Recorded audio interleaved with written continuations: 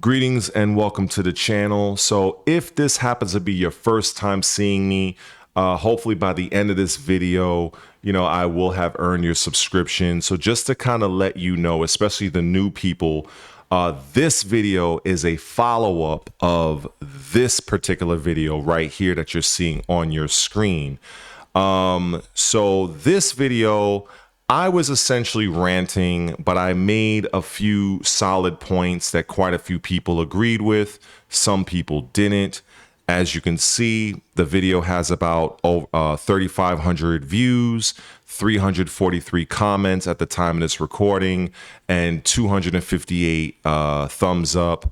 And I'm now over 1,400 subscribers, which I am greatly appreciative of, and I salute all of the new subscribers and the older subscribers that have been rocking out with me. So this video, like I said, will be a follow-up. I will be going a little bit more in depth. I will be covering more on the characters specifically, like Yoshimitsu and his bullshit, and I do intend on addressing some of the comments that I got from that other video as well. So hopefully, you guys will stick it out, rock out with me, and I don't know if this video is going to get 3,500 views. Hopefully, it'll get at least 50. But anyway, with that, let's get started. So, what I want to just say from the beginning, and I've said this several times, and again, if you are new here, Tekken 8 is designed by Nakatsu and Harada to be what I would call a scrub-friendly, casual experience. And the main reason why this was done is because they need this game to appeal to a broader audience. Why? Because the hardcore market or the hardcore audience of anything in business tends to be very small when compared to the much larger casual market. Now, the casual market, while bigger, will tend to not be as, loyal. Whereas the smaller hardcore audience will tend to be more loyal. So that's kind of like the pros and cons in a very simplistic way. So I have been preaching this on my channel, and for those that want to tune in and listen and try to get people to understand why Tekken 8 is the way it is. Because we can talk about character balancing until we're blue in the face or red in the face. It doesn't matter. Every single fighting game, whether it's Mortal Kombat, Street Fighter, Marvel vs. Capcom, well, actually, there is no balancing Marvel vs. Capcom, but every fighting game, for the most part, has balancing issues. There's always going to be some group of characters that are just better than another. However, the issue for me, especially as someone that was a former competitive national pro level player, it becomes an issue when there are a character or characters, plural, that are so far head and shoulders above the rest. That's when it becomes an issue. Like, there's nothing wrong, and it's actually quite expected that there's going to be some characters that's going to be a little bit better than the other. Like, that's to be expected. But when you got something that's like a character's absolute bullshit, that's where I have an issue with. And there are quite a few characters in Tekken 8 that are like this. One of them is Yoshimitsu, Anna Williams, Nina Williams. I would even throw Brian Fury, even though there are some people that have hit up my comment section that basically they want to tell me that Brian is not a brain dead character. And I'm like, I think people, I don't know how to explain this, but I won't say Brian is a brain dead character. But I will say that he is an overpowered character, and he has techniques and moves and frames that he should not have, and quite frankly does not need. Characters like Yoshimitsu, well, you know what? I'm going to get into that later on in the video. So just stick around. Let me cook for a little bit. And so, yeah. So, like I said, this video is a follow-up to the last one. And, you know, the biggest gripe that I have is really the game mechanic itself of Tekken 8. Basically, the game is dumbed down. It is a very scrub-friendly Tekken. It is. Whether you want to believe that, accept that, that's on you. But the facts are the facts. And I have had people in the comments section, very few, that try to troll me, disrespect me, be passive aggressive. I'm going to get to a few of those comments in a moment. But I will say that one particular comment, it does stand out a bit, because it's one of those comments where the guy is essentially saying, well, if you don't like the game, then don't play it. We've heard this many times, and it goes beyond just you can apply that to any game. So the reason why I keep playing this game, albeit I'll admit I don't play Tekken 8 nowhere near as much as I used to, but the reason why I still play the game is honestly because it's out of habit. What you guys have to understand is that I am 44 years old. I have been playing this franchise since I was 14.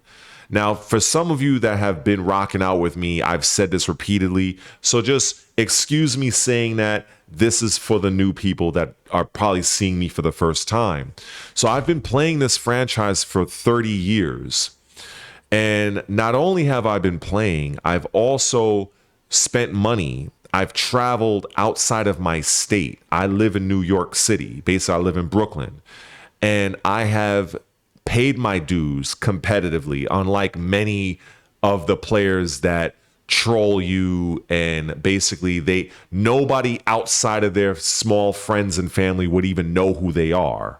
And I'm just being real. Like, I've actually put in the work. I've actually gone to VA. I've gone to Cali. I've gone to Canada. I've gone all over the country playing and competing in Tekken. So, you know, when I say something about this game, about the franchise of Tekken, this isn't some noob. This isn't some salty anything. This is a guy that has a lot of experience dealing with this franchise, dealing with high-level, elite-level players, and also playing against people that I can tell that are being carried by bullshit characters.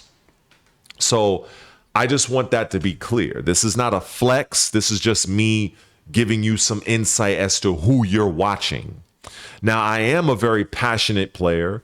I do, you know, I'm not one of those guys that just kind of is humble and meek. I don't do that. If I'm upset, I'm going to let you know about it. Chances are you're probably going to notice it. I've always been that type of player. In fact, it's been one of my greatest strengths, and it's also been my greatest weakness as a player, especially in competitive play, because I can get hit by some Hail Mary bullshit in a match, and, you know, some other people may be mentally strong, keep calm. Me, I get pissed off because I'm like, I know for an absolute fact it was a move of desperation, and I'm more upset with myself I got caught by it because that guy wasn't able to do anything else. So it was more like I hold myself to a very high standard. I don't know if any of you can understand that or even relate to that. Also, with the fact that I was primarily a Lei Wulong user, where that character is a character that does require skill to actually play at high level. So I say all of that to say this. When I look at the game of Tekken 8, while I understand why the development, the teams decided to make the game the way it is, which is basically scrub friendly and easy access. But it is frustrating when you have, speaking about myself, such a large history from competing since Tekken Tag 2, Tekken 4, Tekken 5, I mean 5.0, 5.1, you name it, right on through Tekken 7. And then to see how Tekken 8 has basically just thrown out all legacy skill, it's basically like it's just any random scrub can pick this game up and pick one of the elite bullshit characters and actually give an established player, may not beat them, but give them a run for their money. Like, you would not be able to do that in other Tekkens for the most part. Like, a lot of these players that I come across online that, you know, probably talk shit in my comment section, many of these same players, you know, wouldn't even hold, they couldn't even hold a candle to me in any other Tekken. But in this game, because of how scrub friendly it is, because of how overpowered many characters are, some are more OP than others, which I like to think we can all agree to this. Those characters essentially carry many of the players.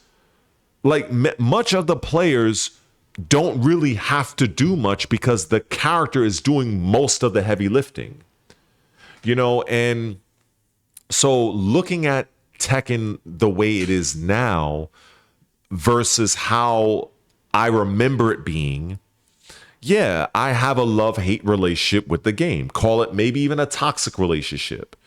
I can admit that. I'm pretty sure the comments are going to eat this one up. But that's fine. I don't have a problem admitting that. Because I'm pretty sure maybe there's a few of you that experience the same thing, but you never articulated it, you never shared it, you never admitted it, or maybe you didn't realize you had it. Because I don't have a problem with losing.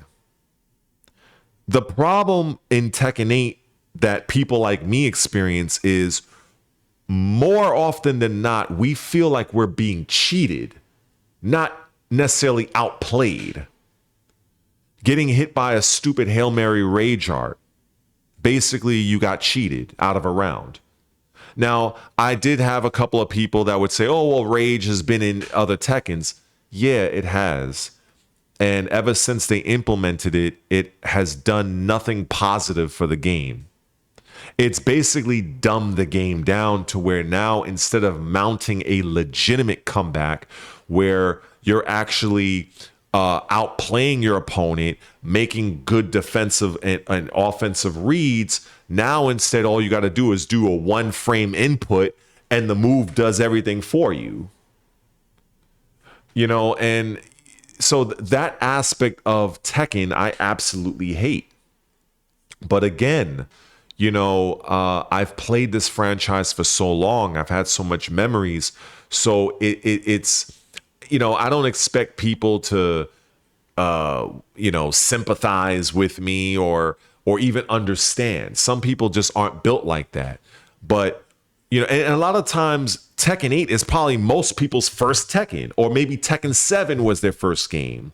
I go all the way back to Tekken 1. So many people can't relate to me on that level. So, you know, using Lei for like well over 20 years, competing, going to this event, going to that event, fighting against players that are using broken, busted characters throughout the course of different Tekkens. We're talking about Tekken 5.0 Steve, Tekken 4 Jin, Tekken 5.0 Ganryu, Tekken 5.0 Brian with the snake edge tech traps that they used to have in Tekken 5 and Tekken 4, I might add. You know, a lot of people probably don't even remember those. You know, a lot of these characters had really stupid mechanics, but, you know, I grit and bared it because I loved my character. I was a character loyalist, which probably did me more harm than good in my competitive play, because at any point I could have just switched to a higher level character, applied my own level of skill, and I would have beaten many of the people that beat me using, lay at the time. It is what it is. So when I'm looking at Tekken 8, I largely see a game that looks good. It looks pretty. But as I said in the prior video, once round one starts, round one fight, it's like the game to me turns to shit. So anyway, let me now talk about some of the characters. We're approaching the 15-minute mark. I kind of ranted just now. So let me talk about Yoshimitsu specifically and what my problem is with that bullshit ass character. So as somebody who has been playing this game from the very beginning, the franchise, I'm very familiar with Yoshimitsu. The way he is in Tekken 8 and the way the game mechanics are with heat and the fact that he can get his recoverable health because of the stupid sword gimmick that he has, all of that, in addition to a lot of the Oki corner stuff that he has, which should be either taken away or dramatically reduced, makes the character really stupid to deal with. Because I'm a player that prides himself on understanding frames, using frame data to my advantage. Being a very strong mix-up player and placing my opponent in certain traps relating to, being on frame advantage and so on. Yoshimitsu is like, fuck all that. I just have flash at any point, flash, any point, flash, flash. The character, it's not so much the flash move itself, because he's had it forever. I mean, it's always been a bullshit move. I've always hated that move, always. But it's the fact that after he lands that move on you, he gets a free heat engager. Now that he's in heat, now he can, I guess it's a no sword stance. I don't use the fucking character, but he puts the sword away, and then now he gets back health or some shit, whatever, the bullshit. But it's largely started while he's in heat, to my understanding. Now, if it's not happening in heat, that's another issue. Because like I said, I don't use the character. I don't like using bullshit characters like that. So I know enough about the character to fight against him. But the finer details, I don't main the character. So I don't need the comments. So, oh, well, you don't know this. No, I don't fucking know. And I don't need to know. I don't care to know.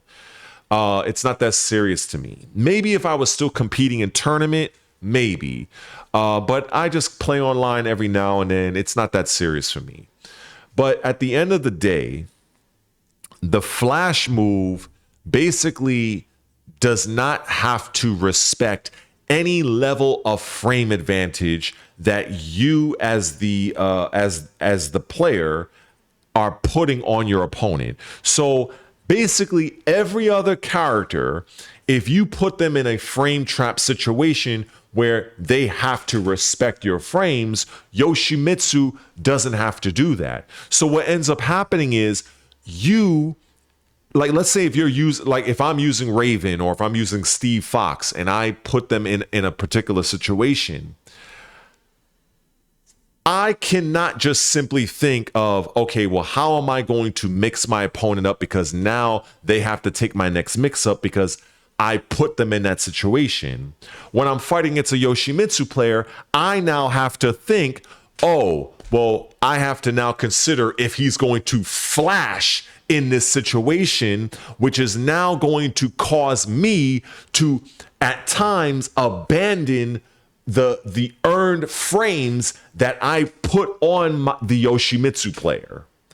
If you don't understand that, then maybe you should study more frame data. because it is a very big deal. Because you, in doing that, Yoshimitsu as a character already has a ton of bullshit moves. So when you finally have some sort of momentum on that against that character, you now have to roll the dice and decide, do you keep pressing your earned advantage?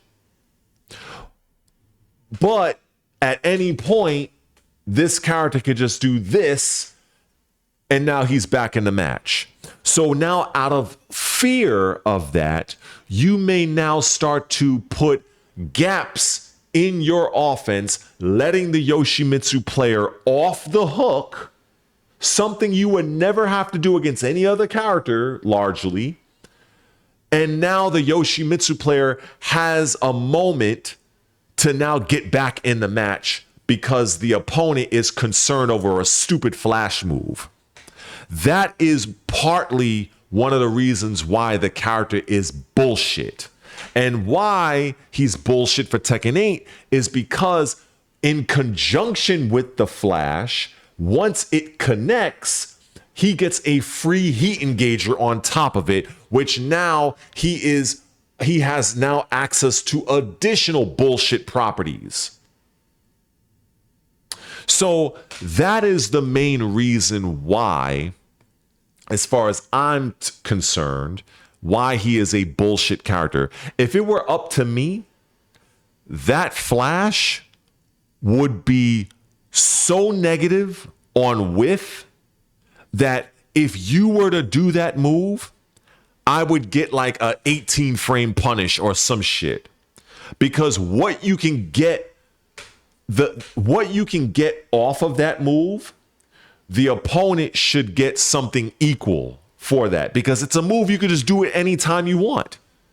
Anytime the Yoshi player can threaten that move and disrupt the opponent's earned pressure.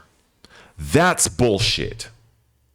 Because every other character would have to suffer that opponent's, whether it's Kazuya, Heihachi, Raven, Steve Fox, they would have to take those mix-ups because that particular player earned their frame trap setups. But a Yoshimitsu player out of nowhere can just Yoshi flash and he's back in the match. Bullshit. Bullshit. There's no argument a Yoshi player, and some of you are going to go in the comment section and you're going to try to either troll. I know it. Come on. I'm already countering it. I already expect the troll comments. I already expect, it's a skill issue, or you're just a salty noob. I've seen all those stupid comments from the last video. But the facts are the facts. The Yoshimitsu flash move is a bullshit technique. It has a bullshit follow-up, giving the Yoshi player heat, which then affords the character more bullshit. So again, my solution, they definitely don't want me nowhere near that character. I would just get rid of the move. Fuck that. That character has so much other moves. He doesn't even need that move. But it's a legacy move. So what I would do is I would let him have his flash, but you would get no heat engager, and it would just knock you down. Maybe you would get like a low attack afterwards as a follow-up. That's it. That is all. That is all you would get. You would not get the whole world after connecting with that stupid ass move. That's what I would do with Yoshimitsu. Oh, and let me not even get into that stupid low swipe. Yes, another legacy move. But for a game like Tekken 8, which is already on easy mode, giving a character an easy access, unblockable low that is very hard to react to, especially online, maybe in person. But if it's online, you better hope to God you have a great connection and it's not on Wi-Fi, because you will eat that move unless you make a hard read. We're talking about the Rock of Gibraltar hard read.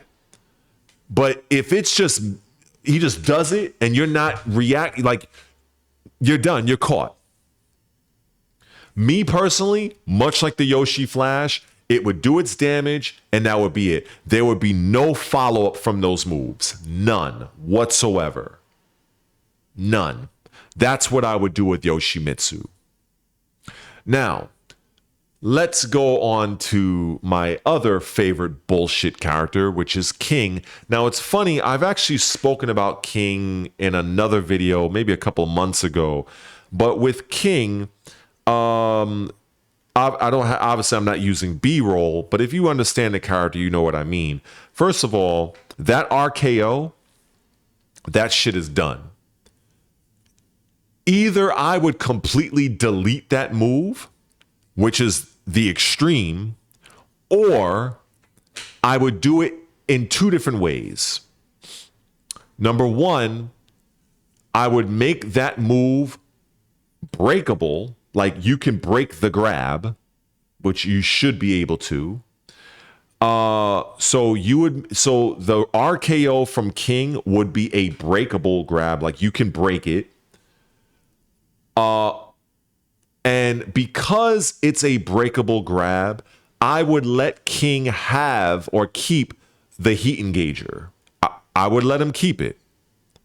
But if we're going to argue that, well, we don't want King's RKO to lose the unbreakable property, then if you're going to keep King's King's RKO an unbreakable grab, then you lose the heat engager.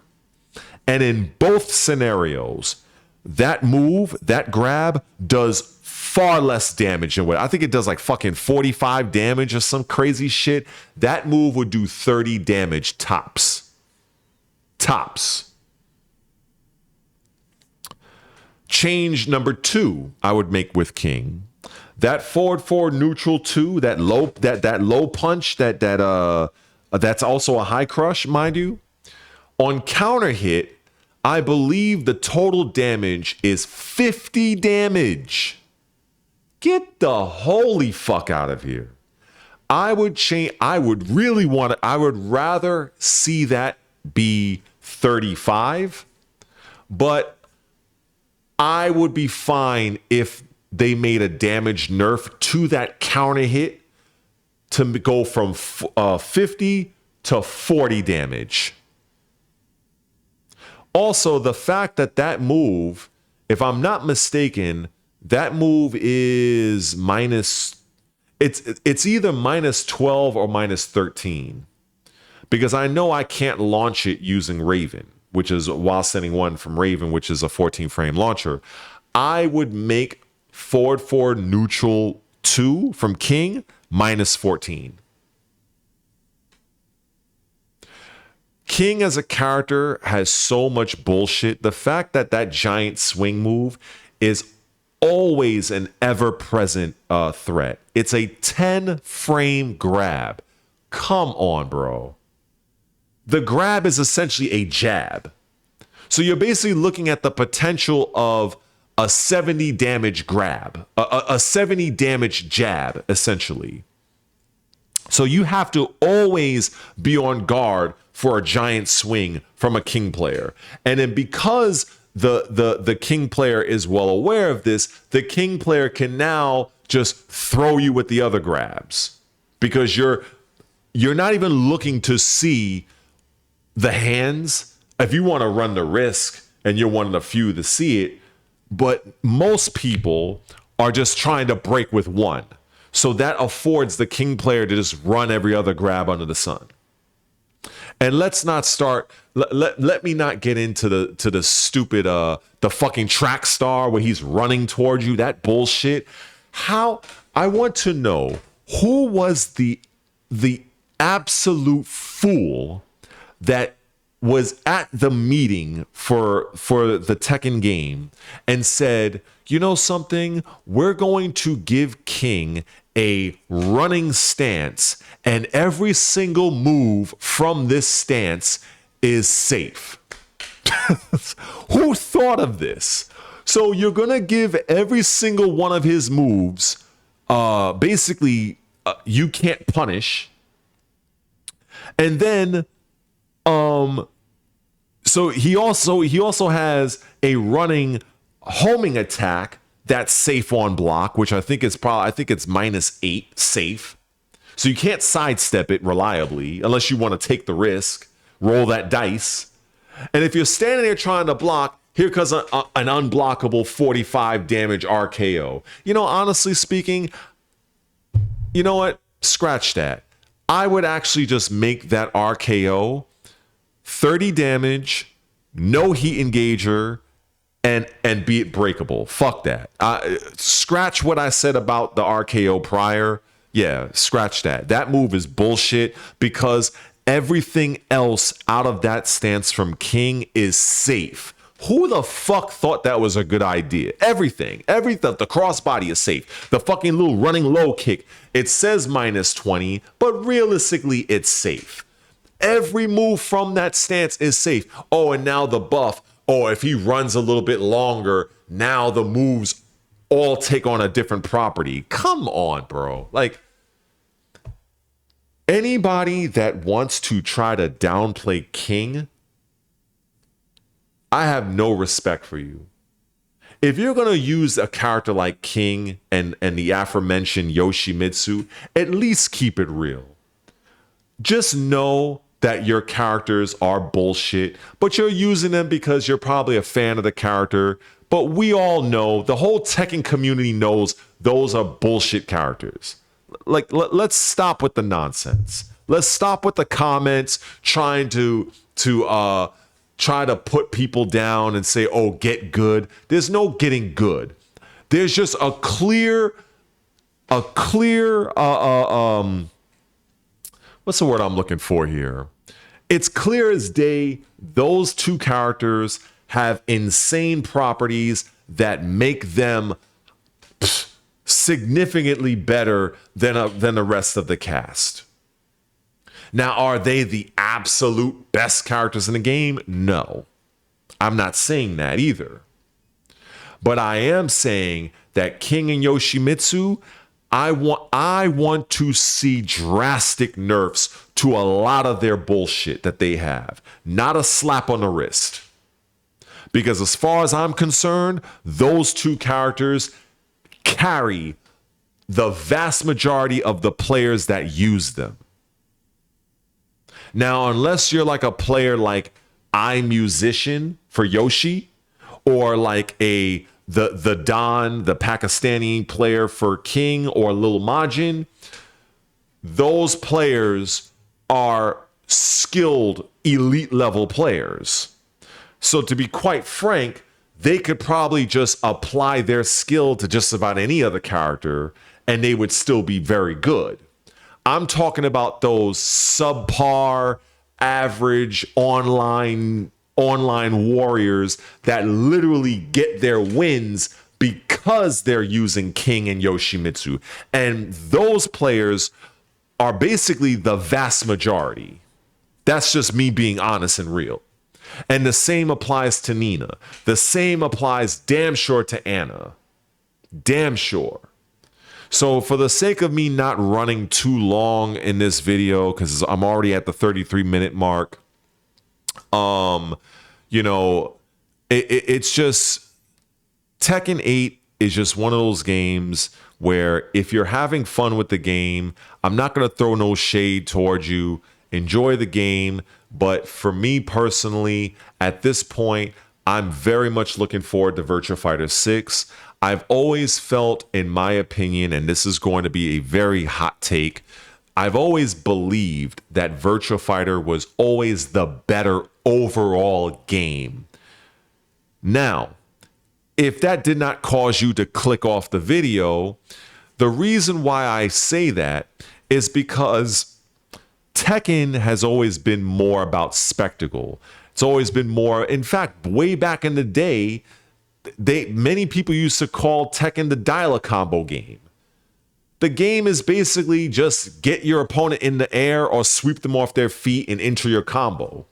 Virtua Fighter was more ground-based. Yeah, it has combos, but it was more ground-based. Side steps actually work in Virtua Fighter. In Tekken, there are moves that, it tracks to this side, or that move tracks, or it homes, or whatever the fuck. In Virtua Fighter, if the move is not officially designated to track you, you are going to step it. If it's an uppercut with the left hand or an uppercut with the right hand, and you sidestep either way, you are sidestepping the move. In Tekken, you have to sidestep a Mishima Electric in a specific direction. Like, but it's a linear move. It's a straight line. It's not a hook. It's not a hook to the left. It's not a hook to the right. It's a linear uppercut. So why is it homing to one direction? You know why? It doesn't make any real world sense, but in the game, that's how they designed the game. And so for someone like me who's like, this doesn't make sense. Like, why am I getting hit by a move that's linear, that's a straight line move? I used to always bitch and complain about that way back in the day. And, it's still stupid to me. But, that's neither here nor there. That is just how Tekken operates. But it's just another example of how the development team just does not understand basic physics of how moves should operate. An uppercut, left or right, should not track you one direction or the other. Now, if we're talking about a hook, yes. Straight line move, that's like saying, okay, I'm going to do a standing one, a left jab, but if you move to the right, you're going to get hit, but if you move to the left, you're good. Like, that doesn't make sense. It shouldn't matter which direction you move. You should make it miss. That's one of the things that I've always appreciated about Virtua Fighter is that when you step certain moves, either direction, you will evade the move. But anyway, so I've always felt that Virtua Fighter was always the better overall game, but because Virtua Fighter, in my opinion, was the more difficult game overall to play, many people, people like shit that's easy. And this is where the same argument comes from Street Fighter versus King of Fighters. King of Fighters typically has been the more difficult game over Street Fighter. But what game is more popular in America? Street Fighter. Because Americans typically, I hate to call out my own country, but we tend to like simple shit. We don't like to work, to be honest. So this is why Street Fighter is much more popular than King of Fighters and why Tekken is more popular than Virtua Fighter. But in other countries, it's either the other way around or it's a little bit balanced. It is what it is. That is a fact. That's not my opinion. So, whether you agree with the direction that the developers decided to take Tekken 8 into, that's on you. The fact of the matter is, as I've said many times before, Tekken 8 is a game that was designed. I want to emphasize that word, designed, with the intent to attract a wider casual audience. I want that to be perfectly clear, because I think some people just don't understand that and they want to cherry pick what I'm saying and twist my words around. There's a few people in the last video that did that. But anyway, speaking of comments, let me get into a few of them. So one guy mentioned,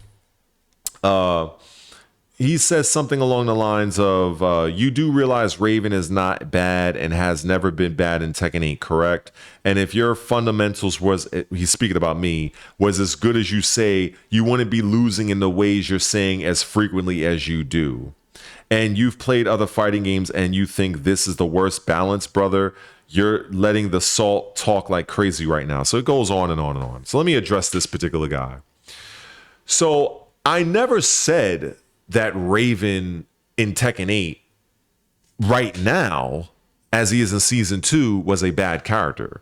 I have said, and I've made videos months ago that the character needed buffs in season 1, because for me, as far as I'm concerned, Raven was arguably the worst character in the game, pound for pound. Yeah, you know, if somebody doesn't know what the hell you're doing, yeah, you can gimmick them out. But pound for pound, Raven was among the worst characters in the game for season 1. Argue that if you wish. But he was given a lot of good tools for season 2.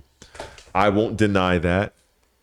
But what I did say in that particular video was while Raven is stronger in season 2 for Tekken 8, when you look at the other characters, the elite characters, Raven's limitations become very apparent. Because even with him having a one-frame teleport, that teleport really doesn't lead to anything guaranteed. Now, if it did, now I could see the argument. But all it does is he warps away. At best, what I use it for is to get out of stupid brain rot Lars, Reina, and Lydia strings, and Jun. Those just characters can just mindlessly string you to death. I usually just warp out of that just so I don't have to take that bullshit mix-up.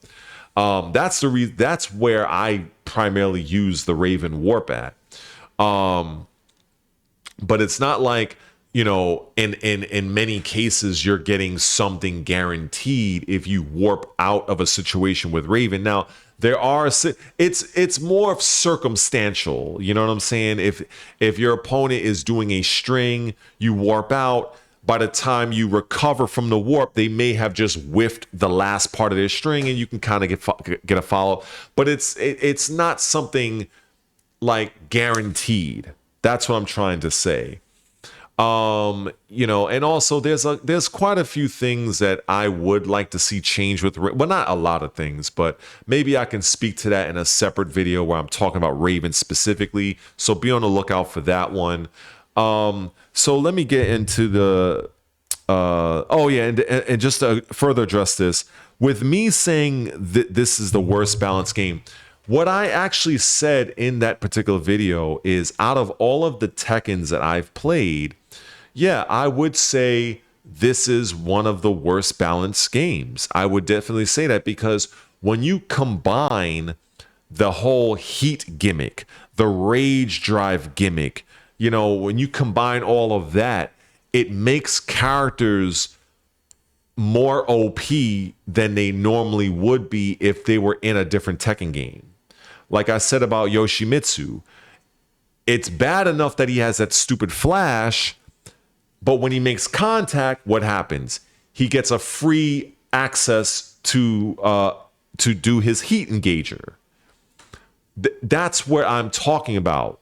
But that particular guy that made the comment, these are people, honestly, they play this game, they mash their buttons, they may get a little high rank in ranked. A lot of times they overestimate their actual skill, and they damn sure overestimate what they think they know about Tekken as a franchise, especially Tekken 8 in terms of its design and the who the game is actually marketed to. So anyway, what else we got here? Oh yeah, this guy. He says this video is BS. If you think that Nina is a BS character, let's see your Nina. So just to kind of address, and you can swap out Nina and put in any of the top tier characters. So let me just say this about that particular guy. As a Raven main for Tekken 8, and as a guy that got to Tekken Emperor rank, and bust his ass in doing so, is it really a stretch to say that Nina is a better character than Raven? I don't see how anybody could argue that. Of course, Nina is a better character than Raven. So is Anna. So is Yoshimitsu. So is King. They are superior characters to Raven. But in saying that, that's not saying, oh, Raven is trash. See, these players that have that mentality, it's like they're extremists. It's like to say one thing is to also say on the opposite end, oh, this guy is the worst character in the game. No. There are characters that are just better than other characters. So if I have the skill and ability to get to Tekken Emperor with Raven, fighting against the bullshit that is Tekken 8 online, most of the time with horrible Wi-Fi connections, you don't really think that I can't apply that same level of skill and ability to fucking Nina? Are you serious? Are you stupid? Come on, bro. The main reason why people like me don't go to these top level characters, I'm gonna be honest with you, is character loyalty. 2, we don't like the character, even though, you know, you can have the best, we can know who the best character in the game is, but people may not use that character because they quite frankly don't like the character. They may not like the character's style. They may not like the way the character looks. They may not like the character because the character is bullshit. Some players like to use characters where they like who they like. Some people love Raven. Some people, they don't mind, or should I say they deal with the bullshit of Tekken 8, but they enjoy the game because they're using a character they like. Now, for me, I'm merely a visitor because my true main character, Lei Wulong, is not in Tekken 8. So I've gravitated from season 1 to Raven. Now, of course, I can also use Steve Fox as well, but Steve Fox is very much different than how I know him to be. And there are certain aspects of Steve Fox's game that I'm not a fan of relying on, you know, but that's more of a me problem. That's on me. You know what I'm saying? That's not, you know, saying Steve is a bad character, even though I would like to see a few changes to Steve in terms of a particular buff, but maybe I'll cover that in another video. But yeah, like if I were to use Nina or Brian or any other high level character, yeah, I would go much further because the character is just overall better, has better tools, better heat. Let's not get into how pointless and worthless Raven's heat is. Raven, as far as I'm concerned, still has probably one of the worst heat in the game. How does Raven have heat and his orange clones are not plus on block? Like, not even +1. They're -3. Like, come on, bro.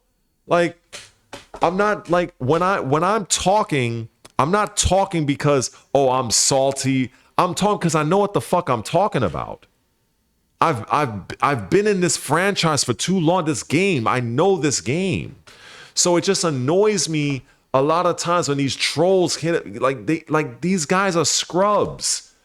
If I were to play these guys in any other Tekken, them talking all this shit to me, like I would wash them. But it's just some people don't want to accept reality. They don't want to accept the truth that the game that they're playing, the game that they love in Tekken 8 is a game that is designed for casuals and scrubs. That it is what it is. And it was done like that to appeal to a larger audience so that Namco can bring in more money. So in turn, it can help fund the development cycle for Tekken 9. That's really what it comes down to. Because if they would have made Tekken 8 more in line with legacy players where, you know, there was some skill required. A lot of these players wouldn't even, you think they would have high ranks? No, they would not. They would get washed. They would get washed. So let me go on to another comment real quick. Let me see. Oh, this guy. Oh my God. So this guy, now this is his first comment. He says, man, you seem that you just don't understand the game you playing. Tekken 8, not Tekken 7. Tekken 7 was all about movement, pokes, momentum. Tekken 8 is all about wall pressure and quick defensive punishment. But both of them needs talent to be in the top. It's not just a party game. It's really difficult. But if stop crying and lab a bit more AM, I don't know, whatever. So basically, the guy is being passive aggressive, talking shit. That was his first comment. And I called him out. He and I went back and forth a few times in that comment section.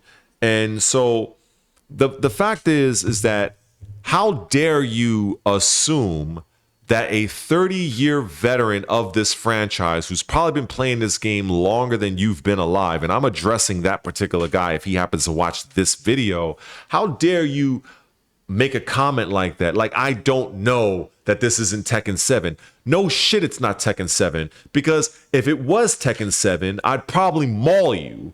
And I'd have access to my real main character, which is Lei Wulong, and I'd put you in a blender and mix you up until you die.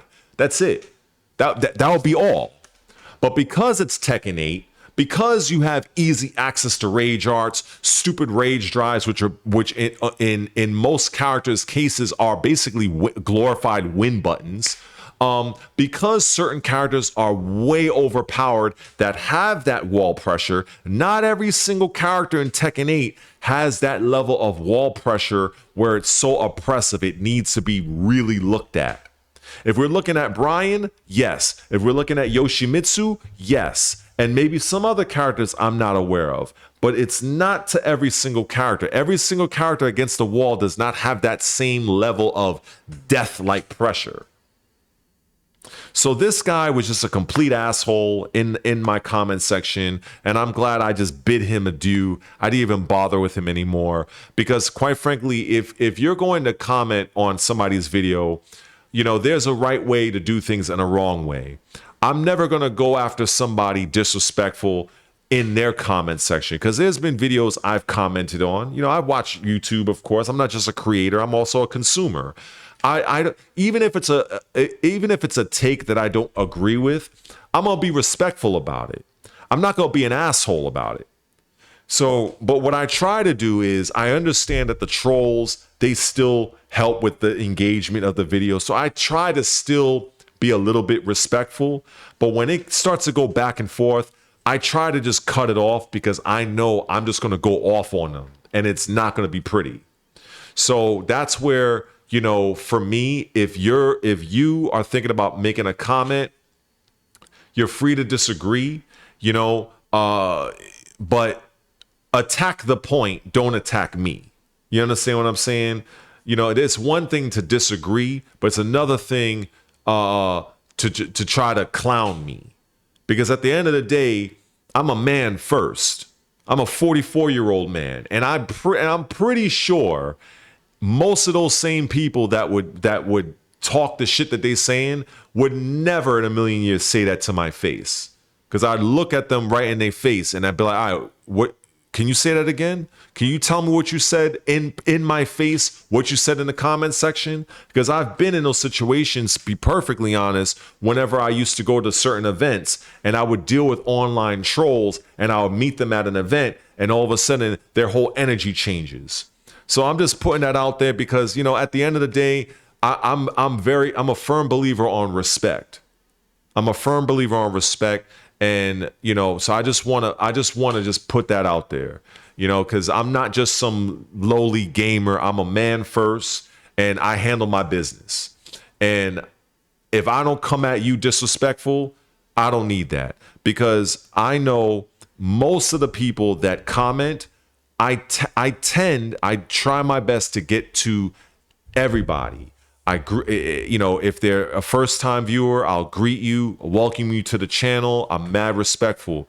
But if if you're one of the respectful ones, go through some of the comments and you'll see what I mean on that last video. And you'll see what I mean. Some of these people are just idiots. But I have to accept that is a possibility, because when you have a video like the last one that did 3,500 views, it has a lot of comments. So it'd be kind of foolish for me to think that I'm not going to have some assholes in the comment section here and there. But anyway, I'm approaching an hour. You know what? I think I'm going to leave off here. I understand that there are some people that love Tekken 8, and I'm not going to throw no shade at you for loving what you love. You know, there are aspects of Tekken 8 that I do enjoy, but in fact, all of the game mechanics I cannot stand when it comes to rage drives. I understand the latest patch has made those moves on block -18, but I don't think that's enough. My main issue with rage drives, or should I say rage arts, is the startup. I feel, again, and I will keep saying this, that rage arts should have the exact same weaknesses as an armor attack. Fine, if you're an opponent that needs a bailout to come back, I don't. But if you are that type, then I would least like to have the counterplay of, okay, I see my opponent is in rage. You know what? Instead of attacking them on their wake up, I'm going to go for a grab. So in the event they did try to do a Hail Mary bailout rage art, my grab will snuff them out.